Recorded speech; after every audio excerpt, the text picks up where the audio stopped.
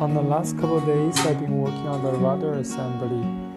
It's so far the biggest part and the most complex one I've built in the Empennage kit, and it really took me a while to get it done. So at first I actually tried to follow the instructions sequence to build the rudder assembly, but I actually learned the lesson the hard way.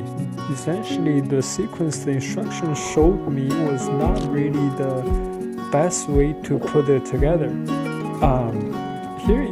I highly recommend to watch the official instruction video from the Sling channel.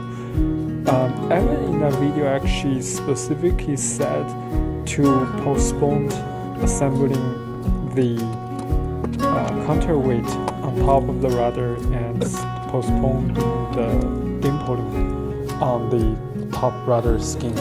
So I actually missed that, and the instruction didn't say anything about it, so I went ahead and riveted the counterweight and dimpled the top skin. Boy, that makes things so much harder for my next steps, especially when it comes to measuring the twist of the rudder and match drilling and countersinking the composite material, the rudder tip. So another big challenge I had to face was to ensure there's no twist in the assembly. So Sling built the parts really well, like all the holes almost aligned.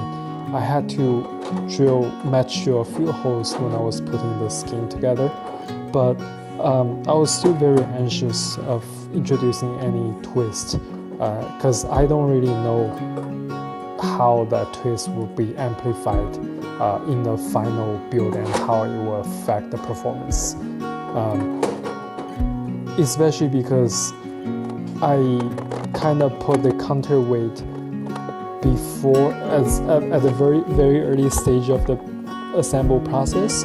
So every time when I flip the rib and kind of when everything was only clicked together, when I flipped them to work on the other side or anything like that, I was really afraid of introducing actual twist, actual deformation caused by the counterweight. So throughout the process, I was using a straight edge to kind of measure the whole assembly was still flat, and at the end I kind of use a ruler to measure the distance from the edge to the tabletop when I set the assembly flat, and then I pick a few points, measure the distance and from the assembly to the table, and I kind of flip the assembly and measure the distance to the table from the same points, and I kind of compare the distance from both sides. At the end, I think it came out fine, but I will have to check again when I put it to the fuselage.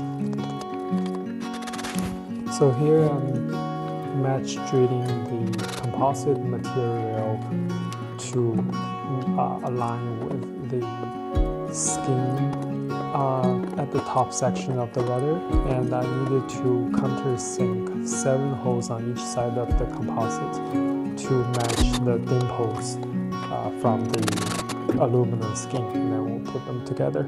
That's where the tail light will go.